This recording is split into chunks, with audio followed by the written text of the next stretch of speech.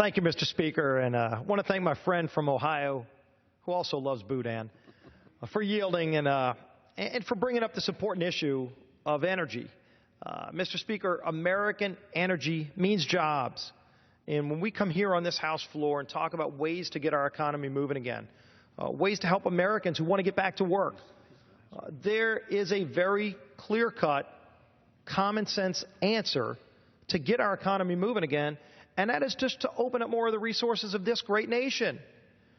Just on the placard right there above us, Mr. Speaker, inscribed on the walls of this House chamber, is a plaque that starts off that says, "Let us develop the resources of our land."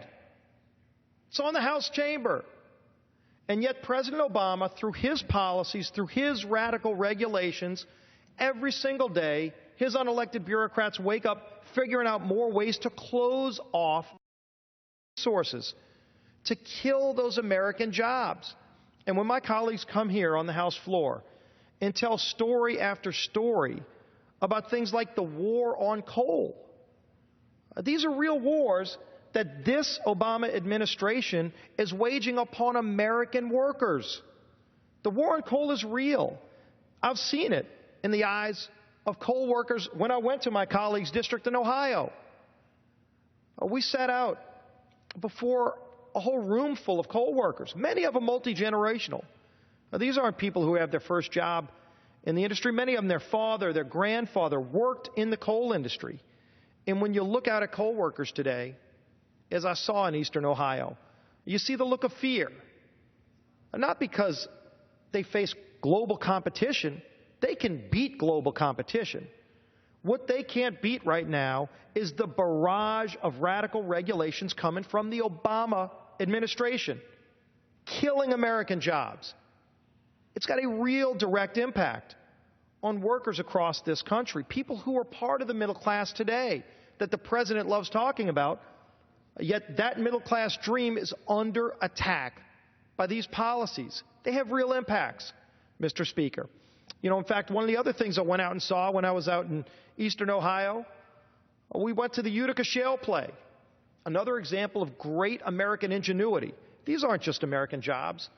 This is American ingenuity that's figuring out how to explore new areas of energy to allow us not only to create good jobs in America, but to be completely energy independent, to export our energy to other countries, including some of our friends in the world, our allies around the world right now that have to get energy from countries like Russia, who use energy as a weapon against those very countries who would love to get energy from America.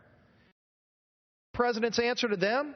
The president's answer is to make it more difficult to create that energy here through rules, through regulations. And what are some real examples?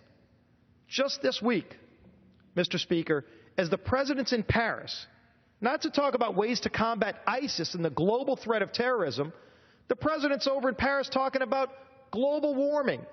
As people are walking around this town in parkas right now because it's so cold, the president's trying to focus on ways to make our economy in America less competitive globally. And so this week, we're bringing up more legislation to push back on those kind of regulations. One example, later this week under the Congressional Review Act, we're going to be bringing up legislation to reverse President Obama's new source performance standard. This is one of the many radical rules coming out of the EPA.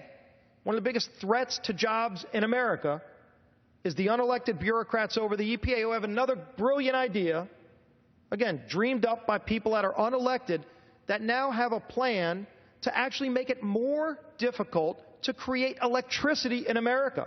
Not only more difficult, Mr. Speaker, but dramatically more expensive for hardworking taxpayers in this country to buy electricity. And so we're going to bring up a bill on the House floor this week to reverse that radical regulation. And so as we bring that up, we're going to have this debate about something very specific in terms of a policy brought up by the president that's going to make it much harder for our country to be competitive, much harder for middle-class families to achieve that American dream, because it's going to make things more expensive for them, things that they buy, not just their electricity, but it cascades into all of the other things that people buy when they go to grocery stores, when they go do their Christmas shopping. These are having real impacts on real people. Something else we're on, the Department of Interior right now, one of the other agencies of President Obama, coming out with a well control rule that's going to make it very difficult for drill for oil in the Gulf of Mexico, a place where we, through American ingenuity, have figured out ways to generate more energy in America that we can use not only to help our economy, but to help our friends all around the world. And so what's the president's answer? Using unelected bureaucrats once again to propose a rule that's going to make it more difficult to create those American jobs. And then, of course, as my colleague from Ohio was talking about, this week we're also going to bring up a bill called the Architecture of Abundance, a bill to create more American jobs, to create real American energy security, again, to open up those natural resources that are being shut down by this president. So when you talk about getting the economy back on track, you don't need a team of economists to come in and figure out some new way to invent the wheel. Mr. Speaker, the answer is sitting right underneath our feet. In many cases, it's the energy that's trapped, not trapped by the lack of ingenuity, because Americans, more than anybody in the world, have figured out great ways to go and use technology, to go and get those resources, attract those resources, explore, and then produce those resources. But unfortunately, their biggest challenge every day is not the competition from other states, not the competition from other companies, but it's the challenge of the threatening regulations from this Obama administration that are trying to shut those opportunities down.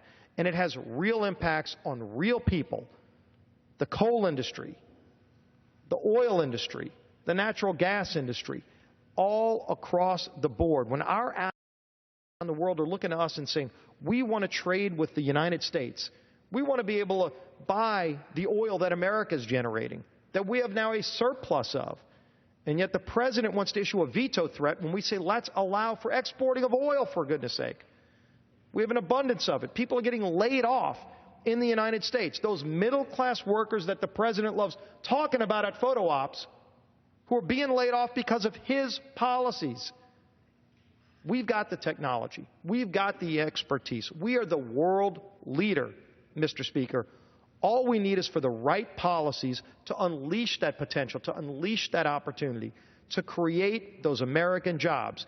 And so, as we've been talking about tonight, the House will actually be taking action, not sitting on the sidelines, not just criticizing, but taking action, bringing bills on the House floor this week to open up those opportunities for hardworking taxpayers, to create more middle-class opportunities for people who want to be a part of this industry, but also to lower costs for these middle-class families who are struggling under these tough economic times, to be able to have more opportunities for themselves and their families. And so hopefully we'll continue this debate throughout this week and throughout the rest of this Congress as we bring these good pieces of legislation to open up those resources, to, again, as the placard says at the top of the House chamber here, to develop the resources of this land so that America can be the world leader in energy.